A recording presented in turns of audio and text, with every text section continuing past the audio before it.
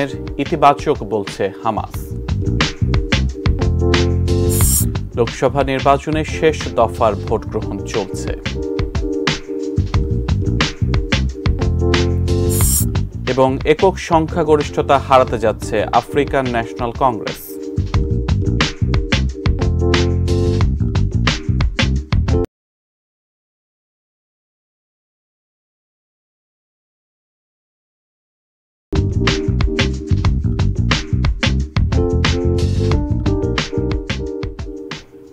এটি নিউজ দেখছেন, আমন্ত্রণ জানাচ্ছি বিদেশের খবরে। আজ আপনাদের সাথে আছি আমি সিয়াম রিজওয়ান। এতক্ষণ সংবাদ শিরোনামগুলো শুনছিলেন, বিস্তারিত। অবশেষে গাজা যুদ্ধ বন্ধে আশার আলো দেখা দিয়েছে। 3 দফা প্রস্তাব দিয়েছে ইসরায়েল। হামাসকে এই প্রস্তাব মেনে নেয়ার আহ্বান জানিয়ে মার্কিন প্রেসিডেন্ট জো বাইডেন বলেছেন, যুদ্ধ শেষ হওয়ার সময় এসেছে। নতুন প্রস্তাবকে ইতিবাচক উল্লেখ করে যুদ্ধ বন্ধে যে কোনো গঠনমূলক পদক্ষেপের সঙ্গে থাকার আশ্বাস দিয়েছে হামাস। আরও জানাচ্ছেন শাওন মাহফুজ। গাজায় দীর্ঘ 8 মাস ধরে বর্বর ইসরায়েলের নৃশংসতার অবসান হওয়ার সুযোগ হাতছানি দিতে শুরু করেছে। যুদ্ধ স্থায়ীভাবে বন্ধের উদ্দেশ্যে 3 দফা প্রস্তাব দিয়েছে ইসরায়েল। তাদের প্রস্তাব মেনে নিতে হামাসের প্রতি আহ্বান জানিয়ে মার্কিন প্রেসিডেন্ট জো বাইডেন বলেছেন, এই যুদ্ধ শেষ হওয়ার সময় এসেছে। শুক্রবার হোয়াইট হাউসে সাংবাদিকদের সঙ্গে আলাপে বাইডেন বলেন, নতুন এই প্রস্তাবে গাজায় পুরোপুরি যুদ্ধবিরতি কার্যকরের সুযোগ রয়েছে। এখনই সময় সিদ্ধান্ত নেয়ার। হামাসের সামনে প্রমাণ করার সুযোগ এসেছে তারা আসলেই যুদ্ধবিরতি চায় কিনা। It's a roadmap to an enduring ceasefire and the release of all hostages. 3 দফা প্রস্তাবের প্রথম ধাপে 6 সপ্তাহের যুদ্ধবিরতি কার্যকর করা হবে। এ সময়ে গাজার সব জনবহুল এলাকা থেকে ইসরায়েলি সেনা সরিয়ে নেওয়া হবে। নারী, বয়স্ক ও আহত জিম্মিদের মুক্তি দেওয়ার বিনিময়ে ইসরায়েলে বন্দী থাকা কয়েকশো ফিলিস্তিনিকে ছেড়ে দেয়া হবে। বেসামরিক ফিলিস্তিনিদের তাদের বাড়িঘরে ফেরার সুযোগ দেয়া হবে। বাড়ানো হবে মানবিক সহায়তা কার্যক্রম। চলমান থাকবে শান্তি আলোচনা। যদি আলোচনা সফল হয় তাহলে পরবর্তী পর্যায়ের পরিকল্পনা বাস্তবায়ন শুরু করা হবে। দ্বিতীয় পর্যায়ে বাকি জিম্মিদের মুক্তি দেওয়ার বিনিময়ে গাজা থেকে সর্বশেষ ইসরায়েলি সেনাকেও সরিয়ে নেওয়া হবে। তৃতীয় পর্যায়ে জিম্মিদের ফেরানোর প্রক্রিয়া পুরোপুরি শেষ করা হবে। গাজার পুনর্গঠন পরিকল্পনা বাস্তবায়ন শুরু করা হবে। যুক্তরাষ্ট্র ও আন্তর্জাতিক সহায়তায় বাড়ি, বিদ্যালয় ও হাসপাতাল পুনর্নির্মাণ করা হবে। ইসরায়েলের 3 দফা প্রস্তাবকে ইতিবাচক উল্লেখ করে যুদ্ধ বন্ধে যে কোনো গঠনমূলক পদক্ষেপের সঙ্গে থাকার আশ্বাস দিয়েছে হামাস। নতুন প্রস্তাবকে স্বাগত জানিয়ে জার্মানির পররাষ্ট্রমন্ত্রী আনালেনা বেয়ারবক বলেছেন, হামাসের সামনে তাদের প্রতিশ্রুতি প্রমাণ করার সময় এসেছে।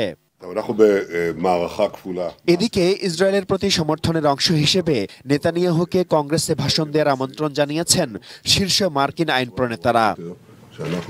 Shaon Mahfuz, desk report, ATN news. যুক্তরাষ্ট্রের নিউ ইয়র্কে ব্রুকলিন জাদুঘরের আংশিক দখল করে নিয়েছেন ফিলিস্তিনপন্থী বিক্ষোভকারীরা। পরে এটির প্রধান প্রবেশপথে ফিলিস্তিনের ব্যানার টানিয়ে দেন তারা। শুক্রবার বিক্ষোভকারীরা জাদুঘরটির অধিকাংশ লবি দখল করে নেন। এ সময় পুলিশের সঙ্গে তাদের হাতাহাতি হয়। ওই ঘটনায় কয়েকজনকে গ্রেফতার করেছে পুলিশ, তবে নিউ ইয়র্ক পুলিশ বিভাগের মুখপাত্র তাদের সঠিক সংখ্যা প্রকাশ করেননি। ব্রুকলিন আর্ট জাদুঘর কর্তৃপক্ষ বলেছে, বিশৃঙ্খলার কারণে 1 ঘণ্টা আগে জাদুঘরটি বন্ধ করে দেওয়া হয়। বিক্ষোভকারীরা জাদুঘরের বহিরাঙ্গনে থাকা ভাস্কর্যে স্প্রে পেইন্ট করেন। ভবনের ভেতর ও বাইরে বিক্ষোভকারীদের সঙ্গে সংঘর্ষ হয়েছে পুলিশের। এ সময় প্লাজায় থাকা নতুন ও পুরনো শিল্পকর্ম ক্ষতিগ্রস্ত হয় বলে জানিয়েছেন জাদুঘরের একজন মুখপাত্র। জাদুঘরের আংশিক দখলে নেওয়ার পর এটির প্রধান প্রবেশপথে ব্যানার টানিয়ে দেন বিক্ষোভকারীরা। তাতে লেখা ছিল, ফিলিস্তিন মুক্ত করো, গণহত্যা বন্ধ করো।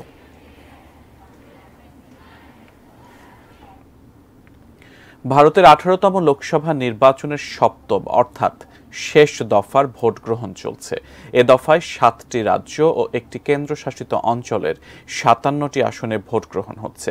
এবারের পর্বে নির্বাচন শেষ হওয়া পর্যন্ত আলোচনার শীর্ষে থাকার চেষ্টায় সফল নরেন্দ্র মোদী। তাঁর ধ্যানমগ্ন ছবি ফলাও করে প্রচার করছে ভারতীয় গণমাধ্যম, যা জন্ম দিয়েছে নতুন রাজনৈতিক বিতর্ক আর বিরোধীদের সমালোচনার। শনিবার শেষ দফার ভোট গ্রহণ সাঙ্গ হলে ধ্যান ভঙ্গ করবেন মোদী। আরও জানাচ্ছেন শাওন মাহফুজ।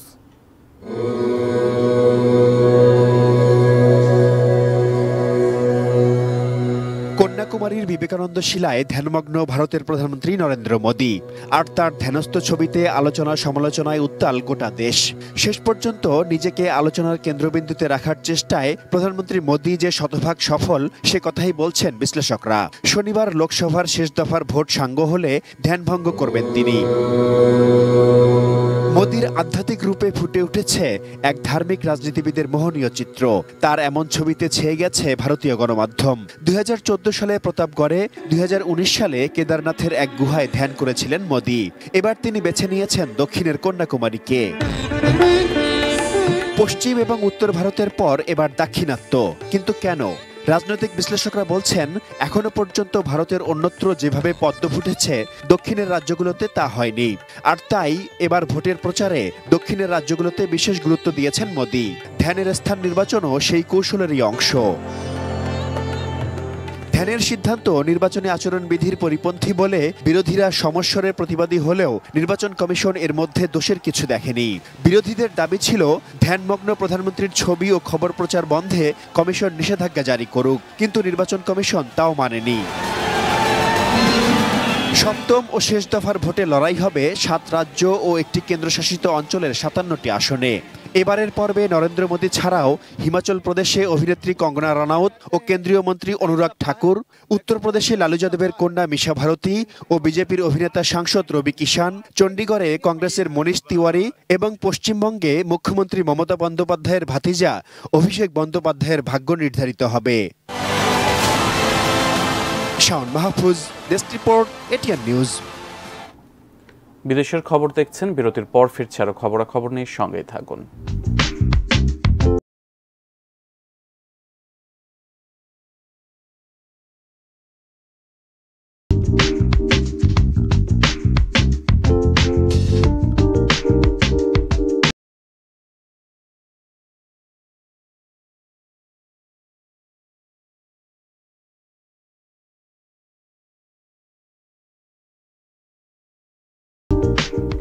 বিরতির পর আমন্ত্রণ, আপনারা বিদেশের খবর দেখছেন। ট্রাম্প আদালতের রায়ে দোষী সাব্যস্ত হওয়ার পরও তার নির্বাচনী প্রচারণার তহবিলে $5.30 লাখ অনুদান জমা হয়েছে। শুক্রবার তাঁর নির্বাচনী প্রচারণা তহবিল থেকে কথা জানানো হয়েছে। আরও বলা হয়েছে, এ রায় তার সমর্থনকে আগের চেয়েও বাড়িয়ে দিয়েছে। ঘণ্টায় $20 লাখ বেশি অনুদান এসেছে, যার রেকর্ড। ট্রাম্পের প্রচারণার সিনিয়র সহকারী ক্রিস লাসভিটা এবং সুসি ওয়াইলস এক বিবৃতিতে বলেছেন, অনুদানের 1/3 বেশি এসেছে নতুন দাতাদের কাছ থেকে। তারা দেশ জুড়ে থাকা এই সব দেশপ্রেমিকের প্রশংসা করেন। সাবেক পর্ন তারকা স্টর্মি ড্যানিয়েলসকে ঘুষ দেওয়ার মামলায় ডোনাল্ড ট্রাম্পকে দোষী সাব্যস্ত করেছে নিউ ইয়র্কের একটি আদালত। মেলানিয়া ট্রাম্পের 2006 সালে সন্তান প্রসবের পরপরই ট্রাম্প এই পর্ন তারকার সঙ্গে যৌন সম্পর্কে জড়িয়ে পড়েন। এ বিষয়ে মুখ না খুলতে 2016 সালে মার্কিন প্রেসিডেন্ট নির্বাচনের আগে ওই পর্ন তারকাকে ঘুষ দিয়েছিলেন ট্রাম্প।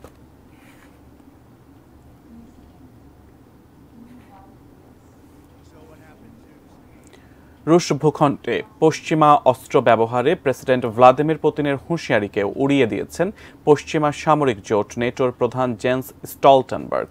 শুক্রবার চেক প্রজাতন্ত্রের রাজধানী প্রাগে সংগঠনটির পররাষ্ট্রমন্ত্রীদের সঙ্গে এক সাইডলাইন বৈঠকে একথা বলেন নেটো প্রধান। এ সময় সাংবাদিকদের তিনি আরও বলেন, জোট আগেও বহুবার মস্কোর এ ধরনের সতর্ক বার্তা শুনেছে। এটা নতুন কিছু নয়, দীর্ঘদিন ধরেই এমনটা করে আসছে মস্কো।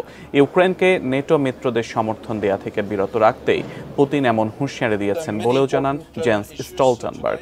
এর আগে রুশ ভূখণ্ডে পশ্চিমাদের অস্ত্র ব্যবহার করলে তার কঠিন জবাব দেওয়ার হুমকি দেন রুশ প্রেসিডেন্ট ভ্লাদিমির পুতিন।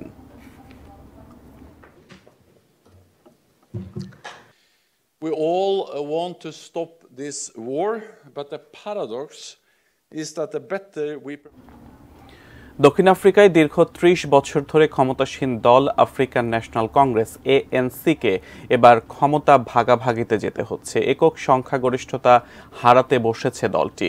বুধবার অনুষ্ঠিত পার্লামেন্ট নির্বাচনে এখন পর্যন্ত 98% ভোট গণনা হয়েছে। এতে 40% ভোট পেয়েছে সিরিল রামাফোসা নেতৃত্বাধীন ANC, 22% ভোট পেয়ে দ্বিতীয় অবস্থানে ডেমোক্রেটিক অ্যালায়েন্স।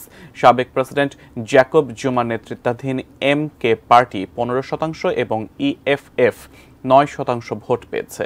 1994 সালে ক্ষমতায় আসার পর থেকে প্রতিটি নির্বাচনে 50%-এর বেশি ভোট পেয়েছে নেলসন ম্যান্ডেলার গড়া দল আফ্রিকান ন্যাশনাল কংগ্রেস। এবার একক সংখ্যাগরিষ্ঠতা হারাতে বসেছে দলটি, ফলে জোট সরকার গঠনের পথে দক্ষিণ আফ্রিকা। এবারে নির্বাচন দেশটির রাজনীতিতে একটি নতুন যুগের সূচনা করেছে, কারণ এএনসিকে আগে কখনো জোট সরকার গঠন করতে হয়নি।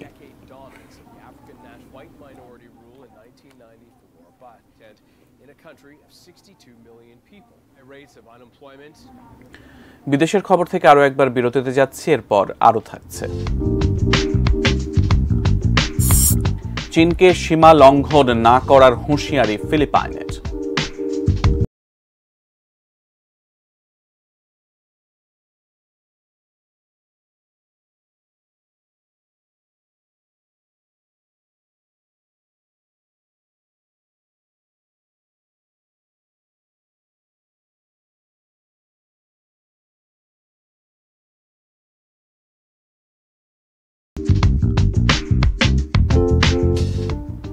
আবার আমন্ত্রণ, বিদেশের খবর দেখছেন। দক্ষিণ চীন সাগরে ছায়া যুদ্ধের মতো কর্মকাণ্ড বন্ধে চীনকে সতর্ক করেছেন ফিলিপাইনের প্রেসিডেন্ট ফার্দিনান্দ মার্কোস জুনিয়র। তিনি বলেন, বেইজিংয়ের এই উস্কানিমূলক আচরণের কারণে কোনো প্রাণহানি হলে তার পরিণতি হবে ভয়াবহ। সীমা অতিক্রম করার দুঃসাহস না দেখানোর আহ্বান জানিয়ে ফিলিপিনো প্রেসিডেন্ট বলেন, চীনের সাম্প্রতিক কর্মকাণ্ডের সমুচিত জবাব দেওয়া হবে। সিঙ্গাপুরে চলমান প্রতিরক্ষা মন্ত্রীদের নিরাপত্তা সম্মেলনে এই হুঁশিয়ারি উচ্চারণ করেন ফার্দিনান্দ মার্কোস জুনিয়র, যেখানে চীন ও যুক্তরাষ্ট্রের প্রতিরক্ষা মন্ত্রীরাও অংশ নিয়েছেন। এর জবাবে চীনের সামরিক বাহিনীর মুখপাত্র বলেন, ফিলিপাইনের রাষ্ট্রপ্রধানের এ ধরনের বক্তব্য খুবই অসৌজন্যমূলক। এতে আঞ্চলিক স্থিতিশীলতা আরও জটিল হয়ে উঠতে পারে। সম্প্রতি দক্ষিণ চীন সাগরের আন্তর্জাতিক জলসীমায় ফিলিপাইনের নৌযানে আক্রমণের কয়েকটি অভিযোগ রয়েছে চীনা নৌবাহিনীর বিরুদ্ধে।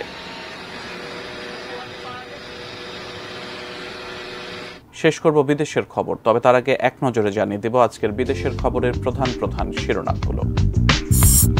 ইসরায়েলের প্রস্তাব মেনে নেওয়ার আহ্বান বাইডেনের, ইতিবাচক বলছে হামাস। লোকসভা নির্বাচনের শেষ দফার ভোট গ্রহণ চলছে। একক সংখ্যাগরিষ্ঠতা হারাতে যাচ্ছে আফ্রিকান ন্যাশনাল কংগ্রেস। চীনকে সীমা লঙ্ঘন না করার হুঁশিয়ারি ফিলিপাইনের।